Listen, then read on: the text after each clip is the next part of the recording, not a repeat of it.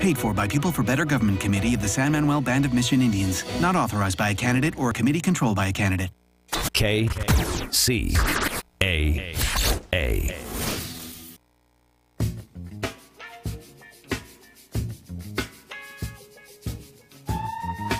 Thank you for tuning in for this edition of Justice Watch with Attorney Zulu Ali.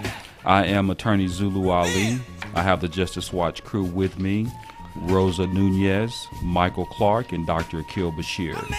This week, like we do every Sunday, we will talk about important and critical legal issues affecting our communities.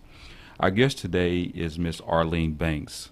Miss Banks is a founder of the Community Center for Healthy Minds. As of 2014, the Community Center for Healthy Minds was approved as a domestic violence provider with the Riverside County Probation Department. She is a graduate from the University of Phoenix, where she acquired a bachelor degree in human services and a master's degree in marriage family therapy. Arlene Banks is also a certified counselor for domestic violence, parenting, child abuse, and anger management, and currently advocates for domestic violence victims in the District Attorney's Victims Office here in Riverside County. Thank you for joining us, Ms. Banks. Thank you. You're welcome. Today, our subject matter is going to be inter-community violence, where we're going to talk about black on black and brown on brown crime, as well as family violence and corporal punishment and crime. I was looking at a statistic from the FBI, which stated that at least as far back as 2015, and I believe that the numbers are actually higher now, that 2,380 blacks were killed by other blacks during that year, and that although we make up 13% of the population, almost 50% of all murder victims are blacks killed by other blacks. So obviously you're having the intercommunity violence is actually at a horrifying rate with regards to the violence that we have within the community. And I feel that it's one of those areas that, although we spend a significant amount of time speaking about when we talk about criminal justice, it seems that the majority of the conversations are centered around and rightfully so, centered around the fact that the injustices within the justice system, or whether we're talking about police brutality, whether we're talking about corrections. I mean, we can go on and on and on about the injustices with regard to the criminal justice system. However, what we very seldom talk about is the actual violence within the community. I mean, what we're seeing and what we have been seeing is the fact that within the inner communities is that, there's an alarming rate of violence against black men, against other black men, whether we're talking about gang violence, whether we're talking about just violence in general.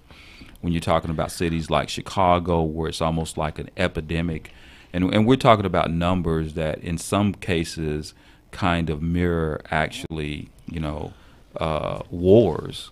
We're talking about, situations where we have casualty rates that relate to certain combat missions, even as high as what's going on with the Gulf War. When we're talking about, and then what is also an alarming issue is the fact that when you're talking about predominantly African American cities, whether you're talking about Oakland, Memphis, Atlanta, D.C., I mean, where you have a predominantly black population, you're also seeing an above average, and when I say above average, I mean literally extreme high numbers of violence within those cities where we have a predominantly African American population, and in portions of the city where you're having that. So, I mean, the root cause of that obviously is going to be, different depending on who you're actually speaking with as to why you're having it. Some believe it's the conditions, and when you're talking about the social justice issues and how people within minority communities and groups within minority communities are limited with their access to certain things. That's one issue. But others believe that it's a much more deeper issue because our leaders are not necessarily addressing the issue of intercommunity violence the way that it should. It's like there's a focus on the other issues that may be affecting it, but not necessarily something that is direct. So I guess, I mean, we're going to talk about other things, but in general, how do you feel, and what is your opinion with regards to this, alarming issue with regards to intercommunity violence? Attorney Ali, it goes all the way further back.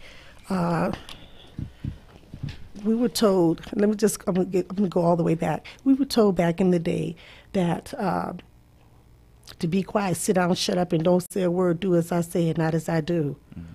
See, it goes all the way further back, and that's where it starts. So when we get that from when we get that from our parents, so we're stunted. Mm-hmm. We don't have any opinions, we don't have any respect nor feelings. Mm-hmm. So when we grow up,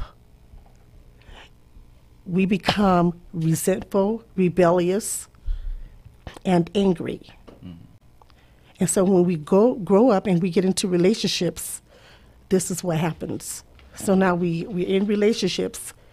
We met someone else because now they told me, I love you, because we didn't get that from home. Mm-hmm. Right.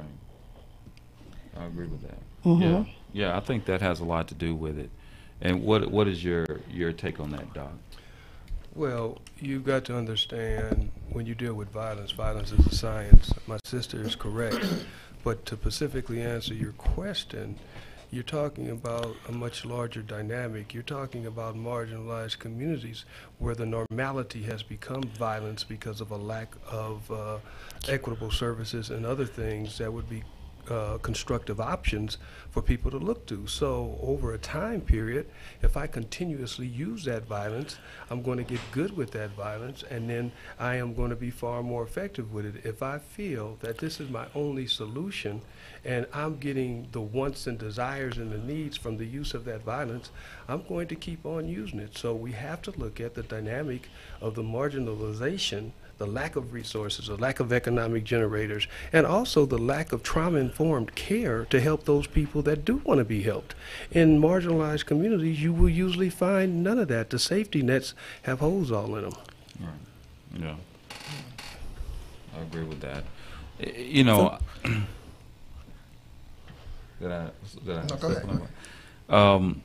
I know that basically, when we talk about violence, I think that we have to kind of break it up into kind of different issues.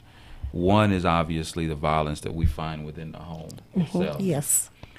Often, and also we have to talk about the violence that we often see, within the street, right? Now, I believe that, when we talk about the fact that we have some sort of limited resources that are available to us, and which causes us. I was speaking with someone, and we do know that there was a time period in which there was a concerted effort by agencies that wanted to create some sort of rift and violence within our own communities. I mean, we do know that existed at least at some point in time in our history, especially when you go back and you read some of the things that were provided us through the COINTELPRO program, where we know that basically they sent people in and kind of created these situations where we believe that there's violence from one groups to other groups, especially during the civil rights movement. And also there's some belief that also we do know that during the crack epidemic that there was actually a concerted effort to put drugs within the community. Yes. So that's a huge thing that that we hear about, and people aren't making it up because it's they don't lie. I mean, it's right there. Yes. But on the other hand, then we talk about you have, and I'm just putting two viewpoints out there. The one viewpoint is going to say that obviously we're in a situation where the government has put us in a particular situation based upon the things that they've done in the past, and have made a concerted effort for us not to actually not to be productive. And then you have the other hand is that you say that there's no responsibility, that as long as we're in the community and we're killing each other, then we won't never move forward, and that nobody really addresses it. It's like a blame thing and not taking responsibility for it. That's the one issue. Then we also have the issue and that's where you have external forces that are coming in. Then on the other hand, which is, obviously your expertise, Ms. Banks, where you have a community that for whatever reason that has been kind of because of the beatings, and this is and I think that we'll talk about Dr. Stacy Patton, who is basically somebody who is, has been is an advocate, on especially for children, on the issue of corporal punishment, who believes that basically that is the way that we were taught to deal with things from slave days. It's basically beating your kids. And that basically because we don't know how to communicate with each other, and kind of the way that we always deal with issues is not necessarily communicating, but to chastise you in a way that is physical, and that now we're not communicating within our communities.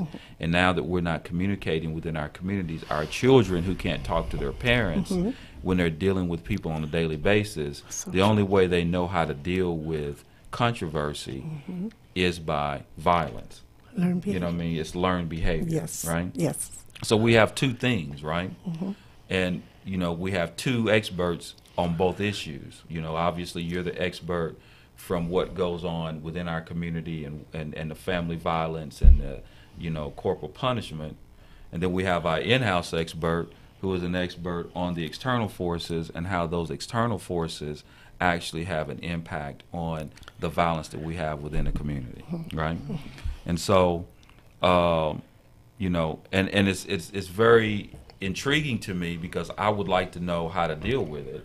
And is it something that we can get together and figure out, because we got to deal with both sides. I think that it's not like, I don't think it's one issue. I think that we can't deal with one without dealing with the other. And I think both sides have a legitimate argument with regards to, what we're dealing with. So I think that I want to begin, first of all, by going back and forth. First of all, I want to talk a little bit about the external forces, Doc, and how you feel like those have an impact on, what's going on. And then I want to back into the whole issue about in our community, Ms. Banks, so that we can start having a dialogue, which is a dialogue that is really sticky. You know what I mean? Especially in our community, when you tell people they ain't supposed to be whooping their kids. Yes, definitely. They might whoop on you. Protect you today. They look at me like crazy. So, but at any rate, Doc, what I want to talk about, of course, we talked about the COINTELPRO, we talked about the external forces, and we talk about the fact that we've been pushed into a situation where we don't know, it's that frustration, of being put in, the social and economic situation that we've been put in, our limited resources, the issues going on with our schools, the fact that they're not really going in to our communities and dealing with it the way that they should. And, it's kind of like, what is kind of, it's something that we need to talk about. But the one thing that I always say is that for us, those things that we're dealing with both in any minority community, specifically in the brown and the black community, is that whenever you're talking about issues within our community, it's a black problem. And when we're talking about things that are Hispanic or whatever the community is, it's their problem. However, if you're dealing with those same issues in a majority community, then it becomes an American problem. You see what I mean? So, if you have those same numbers within, let's just say, for example, there's a community in Vermont that's experiencing some of the same ills and issues that we're experiencing in some of our communities. Let's just say, whatever's going on in East St. Louis, right? Now, if the same thing was going in, they would say that America's having a problem. They would see that there's a call to action to deal with this crisis. But when it happens in our community, it's like, you know, what you got, what are you doing? It's not an American problem. Yes. You know what I mean? And I believe that if the government saw it more as an American problem, then I think that they would deal with it as an American problem, and I think that it would be dealt with differently. Does that make sense? It makes a lot of sense, and you know, I'm going to try to be brief here, but a lot of things have to be taken into consideration. I'll go back to your earlier statement, the responsibility of the external environment, the societal environment, as well as the internal environment, which is family. There are both perspectives, and there are both components that need to be held liable in that. There are certain things that we're not doing in the community that we need to be more effective at in doing. There's more things we need to step to, but I hate to blame the victim on a continual basis. There is a populace of recidivists that are just going to be violent by nature. Still, you want to find the root causes, etc. As you look at the external community, the societal factor, there are things that have castrated and caused what we see going on. Now remember, in a societal perspective, you always want to have a victim. And unfortunately, the communities of color have become arbitrarily the victim of so many things, inclusive of violence. When I look at things, because I'm on the ground, Michael's on the ground, so we look at it from a twofold perspective. Because of my travels, I look at violence from a much broader perspective. I cannot look at it from an isolated norm, an isolated community. Domestic violence is part of the octopus of the broader concept of violence in general. There's, like I said earlier, violence is a science, and basically violence falls into three categories. It falls in the category of self-directed violence, interpersonal violence, and collective violence. Most of our violence is interpersonal violence. And so when we start looking at that in terms of finding the answers and solutions, we've got to make sure we're in the right category, first of all, of violence. And then secondly, on a much larger basis, I don't separate domestic violence from person-to-person violence, from street aggression, etc. What I do is I look for the common denominators that each of these violence have, that we can start to pull together what our solution base is going to be. Now, from the societal factor, real quickly, they're going to be, and it always has been since the inception of this country, those external factors. What we have to do is learn how to navigate around those. While we look for long-term solutions, we cannot allow them to dictate and define what our communities look like. That's why it's so imperative that we, those of us that have the expertise in the community, have a mandated obligation to stand up and try to address this. We can point to those external factors all we want. We don't want to relinquish those like they don't exist, but we cannot let those be handicappers to stop us from doing what we need to do in our community. Well said.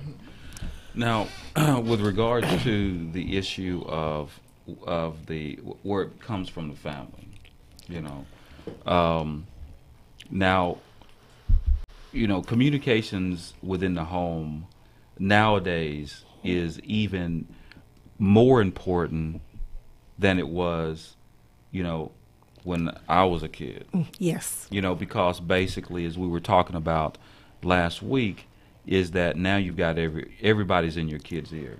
Yes. You know what I mean? Yes. Because now you don't, it's not a situation where when I was a kid, it's like the only time that anybody else was in my ear was at school. When I came home, my parents had my full attention. My mother had my full attention. And nowadays, you know, if you're not communicating at home, That's right. you know, you got thousands of ways nowadays. Like we was talking about last week, you know, you got kids with Facebook pages, Twitter, Instagram, cell phones. You know, where I was a kid, I mean, the phone. I get you. You know, you get in where you fit in. You might be able to get that one rotary dial phone, but then they're gonna say get off the phone, boy, because somebody might be calling you. Yes. So you know, it's like, you know, it's so many people are in kids' ears today. So the communication factor is so important. And from your professional perspective, where do you believe, I mean, do you see that improving? I mean, how do we get there? You know, Attorney Ali, like I said before earlier, It goes all the way back. And see, we're not educated in communication because a lot of people don't know how to communicate. And that's that 96% of our society, and I'm being real about it. We're not just talking about parents that are professionals that has also been through trauma growing up as a child also. We have teachers, social workers, law enforcement. So we have to deal with individuals on an everyday basis, even schools. Right. So yes, we do. If we do not allow our children to communicate with us, see, first of all, we have to learn how to communicate. See, we didn't get that back in the day. Most of us didn't, whether it's alcohol, drugs, workaholics, which the children were affected by the parents not being at home and being there for them, where they can communicate with them. So when they grow up, like I said before, now what happens? They're out there, no communication at all. Now we got social media, which is a big thing right about now. So if we don't allow our children to come home and communicate, see, not us telling them what to do, because see, we don't like to be told what to do. And I asked all the participants, do you like to be told what to do? No. What makes you think children like to be told what to do? Children ought to be respected. They have opinions and they're valid, and they have feelings. So we don't give them that. Once we give them that, we'll be in a better position to be able to not have a power struggle with our children. So therefore, they will come home to us instead of going out there in society. Like you just said, you grew up that way. You were able to come home. A lot of children are not able to do that. That's true. Yeah. I think whenever you're dealing with violence in the community, in the home, I think there's so many different variables you have to look at. I mean, you're looking at from the upbringing, from what the kid actually sees in the home, and a lot of times, a lot of the parents went through violence, and so what they basically do is basically, bring it down to their children, and their children bring it down to their children, and it's like just a continuing cycle. It goes on in the school. We talked about the schools and the school shootings a couple of weeks ago or last week, and how a lot of it because of the parents fail to communicate with the children and know exactly where the children is coming from, what they're going through on a daily basis in their school. I mean, it's so many different variables, like you say, even in the community when it comes with an African American community, as far as being economically deprived, it's so much, that you can equate it to, so to a pinpoint, one in particular area as to where it initiated, you can't do it. I mean, we can go all the way back to slavery, or whipping, and then, the parent feel that, okay, the slave master whipped you in order to get in line. And so, so we use that same method on our children in order to get them in line. You can go all the way back to that if that's what you want to do. But in terms of violence itself, I don't think you can pinpoint it to one particular thing. You just can't do it, So, like I say, it's just different variables and stuff like that. But you have to also understand with domestic violence, when you have two parents, you got physical abuse, mental abuse, verbal abuse. So when you have children that are in the home that's affected by the physical and mental and emotional abuse, they grow up not having to feel, not knowing how to be. And once they get, like I said before, once they grow up, they get in the hands of someone. And usually we seem to attract the same type of people. But you have to also understand alcohol, drugs, workaholics. When children are not being able to communicate, like I said before, what happens is that they get in the hands of other children or someone else out there that they feel like that they would care enough for them. And you don't know if that's a gang member or abuser or such of that nature. And so now they're in the hands, and now the violence starts. Yeah. I would say one other thing to that, and both of you are correct, but we got to remember, violence is not the root cause. Violence is the symptom. And so if we are going to deal with violence collectively, we have got to start identifying root causes to attack. The doctor doesn't say, let me find the symptom and the patient is correct. He says, what is the root cause? And usually the root cause of violence stems from three things: wants, needs, and desires that are not being met, whatever that is. And your point, Mike, was spot on when you said the fact that there are all different kind of causes. Okay, that's why you don't concentrate on the symptoms. When those three things are not being met, what happens is normality is breached, which causes stress. When that stress comes, trauma comes from the inclusion of stress turning to distress. If I do not have options and a safety net to deal with those things, usually, like the sister said, I'm going to turn to violence first because people identify it, they recognize it, they fear it, and I get immediate attention. That's right. So guess what? My needs will probably be listened to if I use violence as opposed to sitting there talking to you over a glass of tea because you ain't hearing me in the first place. That is so correct. Yeah. Yeah, it is. Yeah, that's interesting because I think sometimes the only attention children get are violent. I mean, that's the only way that that you get the attention of your parent, and sometimes the other parent. Yeah.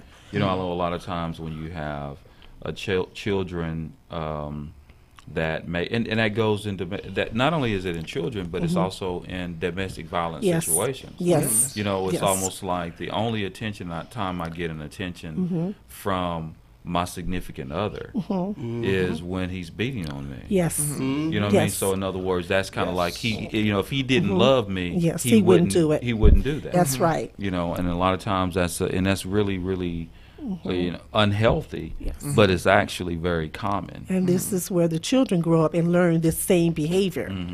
Yeah. So when they grow up, they do the same thing. It's just that pattern starts all over again. Right. So we don't identify until what?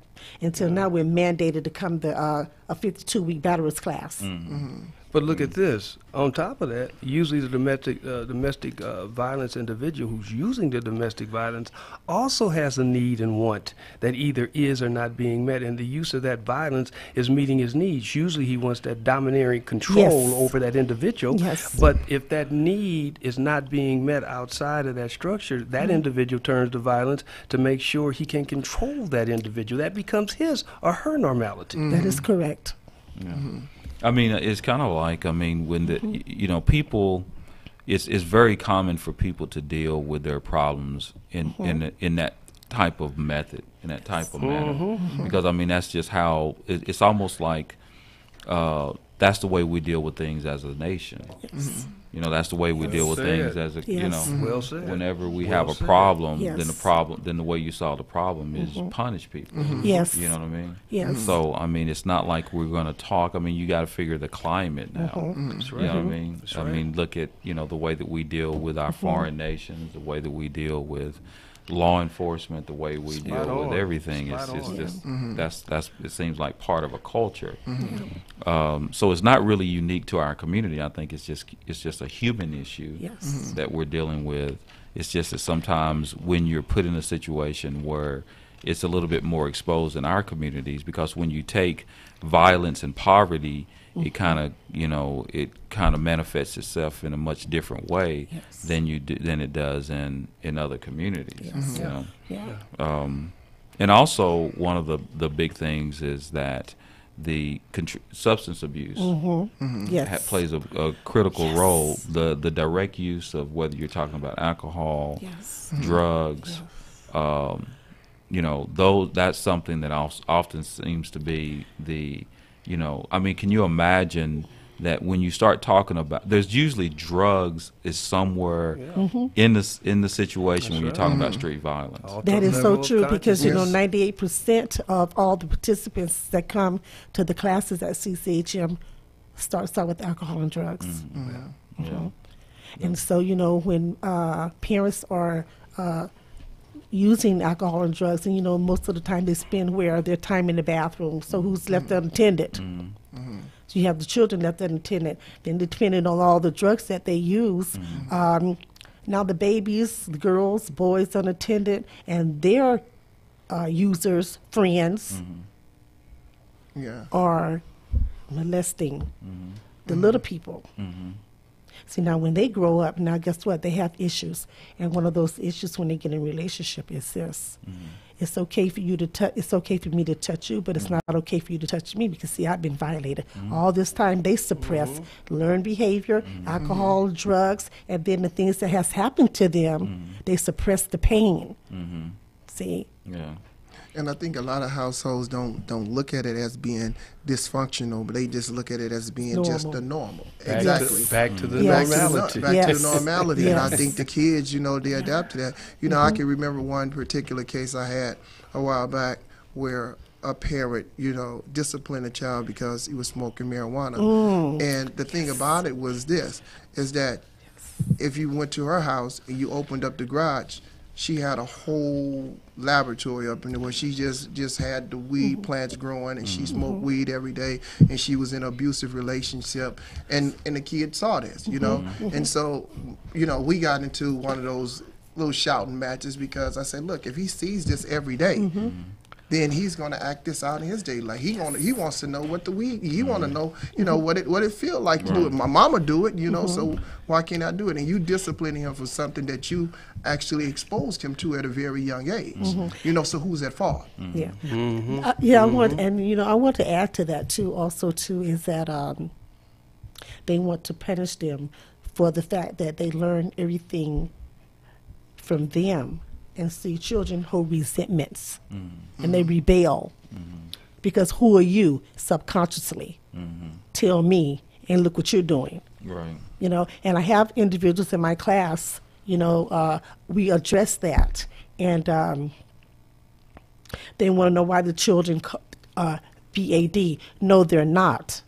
And let's get this straight now. They're not BAD. It's learned behavior.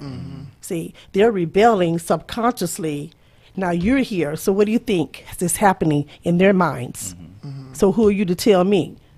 Right. You see what I'm saying? You're spot on with something key that you said, sister. This is why you got to understand the population you serve. Children by nature, and I have to echo this every time I speak, children by nature are going to challenge the authority that wants it to submit to itself. Yes. Children inherently are going to challenge because children want to know their boundaries. They want to know how far they can go. It's subconscious. They don't have any control over That's it. right. So a parent who understands this concept, but a parent that doesn't have the ability to, once that challenge is presented, to address that challenge in the correct way is going to cause extreme destruction because that child is going to continuously test that boundary because of the simple fact that is in their inherent nature. And if I don't give, or if you can't give me as that individual who I'm supposed to be submitting to the right rationale as to why this boundary has been set, I'm not going to respect you or that That's boundary right. you set. So That's temporarily I might stop it because of the pain that's going to follow, but eventually I'm going to go around it because you didn't give me the validation why I shouldn't do what I do. And you know what? And they expect the children to be respectful to the parents. And now, and you wonder why children are not respectful? Yeah. Because they're not getting it. Yeah. They're not getting it. And I've dealt with cases where you had some parents who, they were in a dysfunctional home, where kids were in a dysfunctional home, and all of the stuff that they saw inside the home, it translated over into the community. So they became the gang member, they became, the drug dealer, so forth and so on. But then also you have the parents that, well, look here, I give him all he want. I go to work every day. I don't spend a lot of time with him because I'm too busy working. Well, that's where you fall short because you don't communicate with the child, and there's no family structure there because you're never there for him. Of course, you want to be on the grind and provide for him, but you don't sit down and you don't have those heart-to-hearts with the kids. So the kids say, well, okay, where can I find this attention at? That's and they right. turn to what? That's right. The people that's at school. Yes. They turn to the streets. And, living in a community, almost seemed like every community that we grew up in South Central Los Angeles and abroad, there was some type of gang activity, whether it be gang activity or tagging or groups or crews or whatever it is. So they adapt to that because they feel that this is where they find that family structure at. If I don't get it at home, Right. My I don't needs get get met, Right. right? Exactly. My Right. needs get met. Exactly. So in both, in both instances, the kid turned to the street, and that's when the violence is on.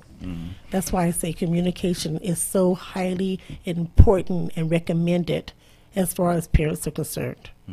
Because, you have to allow your children to express their feelings, their needs, and their thoughts, everything that's going on within them. If you don't allow them to express that to you, this is what's going to happen. They're going to get it somewhere else, look for it somewhere else, and it might not be in the good hands. It might not be in the hands of somebody that they want or they're looking for. But, we clearly need to understand something as parents, elders, Yes. etc. Our children are direct reflections of us. Yes. No Are way directed. around that. Yes. What we see that is Yes. being produced, we need to do self-inflection, and we need to look at ourselves. And so many of us don't realize the level of dysfunctional trauma Yes. that we're operating from, because we've operated from that trauma for so long. We put these exterior shells around us to where we're super people, and there's nothing wrong with us. We've fallen apart inside, both psychologically, mentally, and spiritually. And then we're trying to create some type of structure for our kids to operate from. What we see walking these streets, we have to take onus and responsibility of what we see and the process that has failed. Now, I'm not trying to put the blame on all of us as a community, but what I'm saying in general, our children are going to respond with what they've been induced with. That's right. And what we put in is usually what we get out. Yeah. Well, I mean, nowadays, I guess that, we have the type of interaction that I believe that I see children having with their parents, is sometimes mind-boggling. Yes, it From the is. perspective that, these parents, they can't control their children. I see a lot of that. They can't really, they don't know how to deal with them, how to control them. They're talking back to their parents. They're way out of control, and, that's not my specialty. I raised 4 kids, and, I got grandkids, and, Yes, and I know sir. how I was raised. And I can just tell you that I would never talk back to my grandparents and my parents. My kids, they ain't gonna talk back to me. Even today, I'm 51 years old, and I'm not going to talk back to my mother because I'm scared of my mother. And what's gonna, I love my mother. My mother, I think, is a great person. My grandmother, great person. But hey, I knew better. I'm not going to talk out of the way. I'm not going to do nothing. I'm not going to go to school and act like a fool. I'm not going to go out in the street and act like a fool. I'm not going to do any of those things. And for people out of my generation, the people before me, that was just kind of the way. You pretty much, if you got out of line, you was going to get it. Nowadays, you go to places, you go to the store, you see people talking back to their parents. You see parents. I could not say no to my parents. You say something, no, or I'm not going to do that. Or you tell them to do something. When you say stop, you stop. You didn't get any of that. Yeah. And so, I'm curious. I'm a student of the new game too, because I don't understand, the way that children are dealing with their adults and the way they're dealing with school officials. Or I don't know what's going on, but I do know that we're losing this game, and we're not losing this game a little bit. We're losing it a lot. And from the perspective that in the schools, the teachers and school officials can't deal with their, and I'll give you an example. I don't know what's going on in school. I was representing a kid who, and we talked about this last week, who was basically expelled. And what happened was, he's in school and the teacher has a mental breakdown and began to start talking about some crazy wild stuff. So the kid goes out. He's a stellar kid. He has a 4.0 GPA, never been in trouble. He goes online and gives a scenario of what the teacher was doing, right? Some of the things that she was saying. And, she was off the hook because some of it was, they had the phones now. So anyway, a police officer was monitoring social media and called the local police department, and they got my guy. And when I say my guy, my client, and he ended up getting arrested ultimately get expelled. And it stuck pretty much because they felt like he was making terrorist threats because of the language that he was using. But see, that's the thing where it goes back to the communications. See, the issue is something happened to that kid. Nobody went to him and says, you know what, you just watched the teacher go off the deep end. I've never seen my teacher go off the deep end. She is like going off on students. So instead of them saying, you know what, we might need to give him some counseling and figure out what's going on. He's a senior. He was traumatized. You know what I'm saying? You know, but now you've taken this kid, you've made him a criminal. He wants to go to medical school. That's right. You've expelled him. You're talking about prosecuting him. Now you've taken someone who could have been a productive kid, and now you're going to make him a criminal. Potentially, because of the way that they're dealing with him. So now he, you know, his world is turned upside down because he's just writing this thing about this teacher who had this, and not one time did someone say, "Man, something's going on. He's watching this going on with this teacher. He's got some, you know, he might be experiencing some sort of psychological problem." And you know that we're not that's the way we deal with right now. You would be shocked how many kids are getting in trouble for making terrorist threats. Not on campus, but maybe on, you know, on their internet or anything like that. And so, you know, so you got them doing terrorist threats, you got them shooting up schools, you got them doing all, I mean, you know, we're losing them. We can't control them. You know what I mean? Because we're not beating them is not doing any good. No, it's not. Not beating them is not doing any good sometimes. You know, how do we discipline the kids and where we're losing them? And now communication is a skill that you have to have more than you ever needed. Just simply because of where we are. You see what I mean? And now, you know, when we talk about the culture, let's talk about our administration and how it deals with things and how is it communicating. I mean, it's just like, you know, that's kind of like the way we deal with things now. I mean, if you can't, you know, if I can't get what I want, then basically I'm just going to have a hissy fit, right? Or I'm going to take it. You know what I mean? You know, if I can't get the oil, well, let me just get rid of them and I go over and pump it ourselves. We go and kill everybody and take it and pump it ourselves. You know, that's kind of the attitude and the idea. That's the way we deal with things nowadays. And so, you know, I think there is some hypocrisy in our culture and the way that we do things in our community. There are some parallels there that we're seeing in our communities because when it comes to those types of violent acts. Yes. You know, I wanted to talk about when you was talking about the, you know, just the community violence and the black on black crime itself. I think, you know, like we talked about it, you know, you see it so often it becomes the norm, you know, and we don't see people go out and protest and, you know, and picket and stuff like that, you know, like they would do for the police brutality and things of that nature.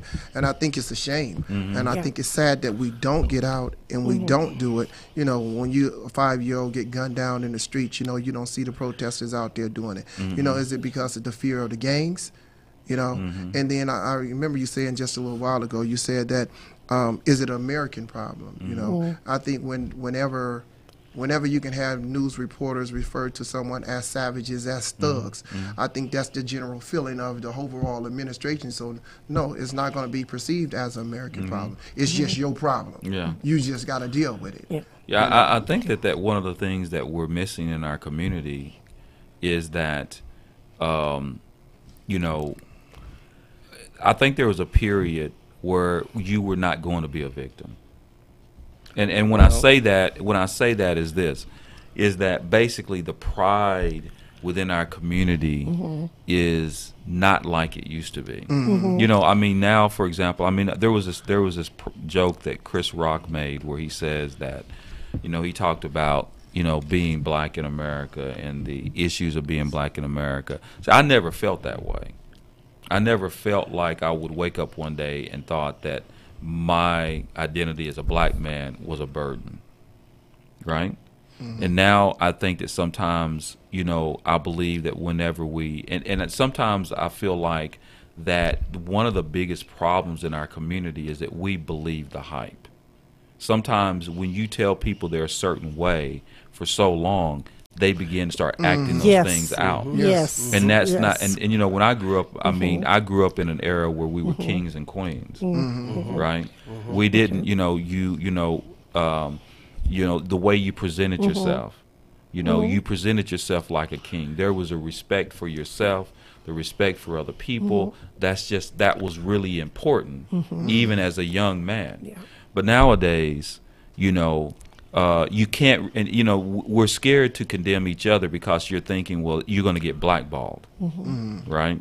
It's not really popular to go around talking about the issues that are going on in your own community. You know what I mean? So, you know, you need your community support. And when and whenever you begin to start making those criticisms within your community, then basically, you know, sometimes that, you know, generally people who do that are considered to be Uncle Toms. That when you start criticizing things that are going on within your own community, and you know, we do need to straighten some things up. Yeah. You know what I'm saying? We do need to have young men being more respectful for themselves, more respectful to women, and people having that pride that we used to have. We're losing that. You know what I mean? I mean, you know, the way that we present ourselves, the way we address, the way those things are really important. Yes. You know what I mean? And so, popular culture has, you know, I remember I did this lecture one time where I called it New Slaves. Where I talked about that whenever you presenting yourself, that's why the Black Panther, I was so happy to see Black Panther because one of our biggest exports is cinema. So in other words, some people, the only contact that they have with Black America is what they export. And it's hard to get those types of, when it comes to music, just think about some of the popular music like rap. The earlier rap, like Public Enemy, or like KRS-One. The last post. You know, Let's take it back to where it really began. Right, and they can't get a record deal. Yeah. You see what I'm saying? And so, you know, they want you to basically, that's what they want to sell. You see what I mean? And so, you know, just think about during the 80s when you had the movies that were being made, the early Spike Lee movies that were being made, you know, the soundtracks, what you were trying to get across, that positive, those positive things, you know what I mean? Even Stop the Violence, the song that they did with the collaboration where they talked about Stop the Violence. You know, if you do that now, you know, you have a problem. You see what I'm saying? So my thing is that basically we have to have not necessarily people coming out talking about the issues that we're dealing with as far as the police is concerned, which is important, and we have to do it. We do have to check yourself. That's right. You have to. That's if you right. don't start doing That's that, then you're going to have a problem. That is so You know what I mean? true. Because people love for you to preach to the choir and give you good, you know what they call it, good feeling talk. You know what I'm saying? So I'm gonna call Feel here good talk, and I'm gonna make you feel good. You know, but hey, you know, sometimes you know you need to have a little dose of. You need to go in the community. And when I talk to young men, I tell them, man, no, you don't need to do that. You need to be respectful. And I'm sorry, I don't care what happens to me on this radio or whatever. Man, y'all got to pull your pants up. Well, let me say this because there's so You know much. what I'm saying? There's so much You you do. said, Brother Ali. You do. You got to pull. You have to be proud and dignified of who you are, man. You see what I'm I want to saying? address one or two of those. But You know. I'm gonna let the sister. I'm just telling you, man. No, That's- you're right. My heart's beating fast, but I gotta say it, man. You know, Attorney Ali, that is so true, but you have to also understand a lot of people don't know what respect is. Right. That's where that Okay. communication's coming. Yes, a lot of people do not know what respect is, and they didn't get that growing up. Okay, so this is why we have what we have in our community is because of that. Right. Okay, so the only way we can get respect is that we have to respect one's opinion. If we start respecting one's opinion, and because everybody's opinion is valid, it's left up to us what we do with it. Right. You see what I'm right. saying? Well, Yeah. you know, respect. Well, let me just say this: we have a saying from the street, and it goes something like this. If you knew better, you'd do better. Okay? And so you talked about so much, but we've got to look at why do we think we have to do this alone, us as community members? You know, back in the day, back in the 60s, I'm the elder at this table, we had what was called collective sacrifice. And we knew the sacrifices that were going to be made were going to cost. But if it was for the betterment of that community, we understood and we took those blows. There is no manhood, womanhood training going on. There is not a foundation being laid for these kids to transform and mature into the state of manhood. Manhood comes from 3 stages: male, boy to man. And you know, you look at the boy, you look at the male. What does the male want? The male wants everything now. He wants all of his needs met. He wants it in the moment. He got to get it now. If he doesn't get it now, he rebels. When you flip back to domestic violence, that is exactly the mindset that's permeated by the domestic violence individual who uses that domestic violence.